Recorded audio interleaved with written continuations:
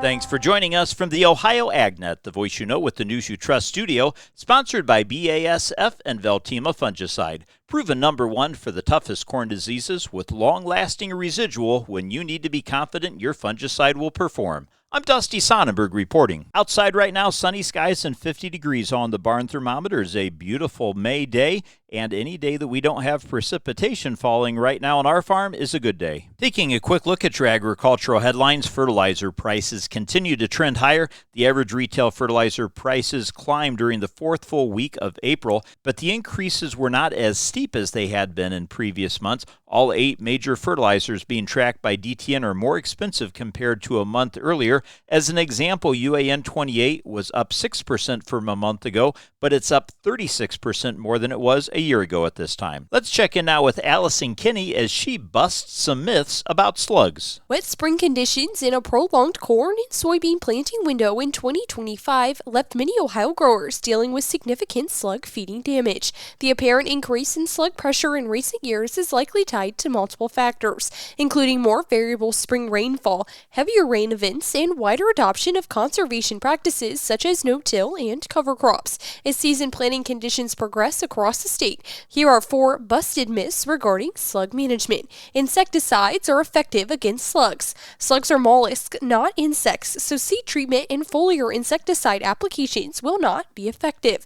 Cold winters will decrease slug numbers. Cold weather alone does not reliably reduce slug populations. Slugs only feed on the soil surface. Slugs can also feed below ground, damaging germinating seeds and cotyledons before plants emerge.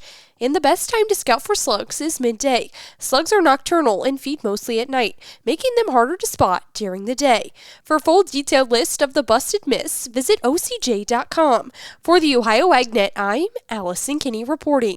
Thanks, Allison. Well, talking about cool, damp weather that we've had, let's check in now on our weather forecast brought to us by Seed Consultants. Simply better performance. You can learn more online at seedconsultants.com. Partly sunny and chilly for the balance of your Thursday. I'm Chief Meteorologist Ryan Martin with that Ohio Ag Weather Update. We do see a few hit-and-miss scattered showers trying to form over northern parts of Ohio overnight tonight into tomorrow morning, and have to watch for a bigger swath of moisture to try and come together late afternoon, evening, and overnight down in the southern parts of the state. I think all told, by the time we get to midday on the Saturday, we're going to end up with a tenth to half an inch of moisture across a large part of the Buckeye State. I'm Ryan Martin. Thanks, Ryan. In livestock news, Agriculture Secretary Brooke Rollins stood with the acting attorney general denouncing Brazilian packer ownership for being, quote, affiliated with corruption, but also cartels and as recently as last week, slave labor. She added that all of that was bad enough on its own, but it's also to the detriment of America's great independent ranchers and consumers. Acting Attorney General Todd Blanche made it clear the Trump administration is investigating the meatpacking industry for potential anti-competitive behavior. Brazil is already under multiple Section 301 investigations by the U.S. Trade Representative for potential trade violations in cases going back to last summer. Now, in the meantime, Brazilian beef exports to the U.S. are booming. That, according to the monthly USDA trade data that was recently released. Brazilian meat packers shipped $795 million in beef to the U.S. in the first 3 months of this year. That's up 21% from a year ago. Last year marked a record for Brazilian beef shipments to the U.S., topping $1.75 billion, up 39% from 2024. Stay tuned. We'll be back to take a look at your markets after this. Hey farmers, planting season is almost here, and Ohio AgNet wants to bring lunch to your farm. Our Feeding Farmers contest is going statewide, and we'll soon be picking farms across Ohio to receive a visit from the Ohio AgNet and free lunch for your farm family and crew. If you'd like us to stop by, get signed up today. Just visit ohioagnet.com/feedingfarmers to enter.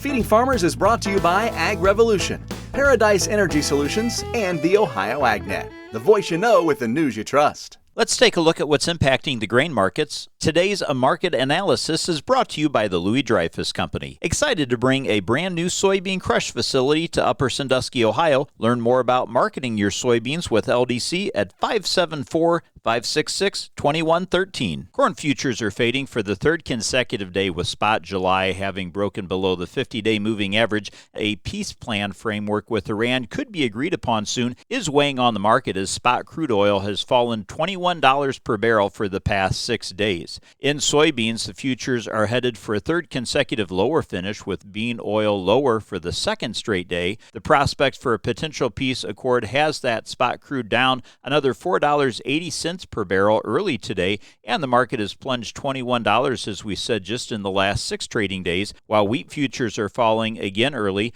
Thursday, with Kansas City, July leading the way down, and both Chicago and Kansas City have fallen for 3 straight days, while Minneapolis futures are headed for a 6 consecutive days decline.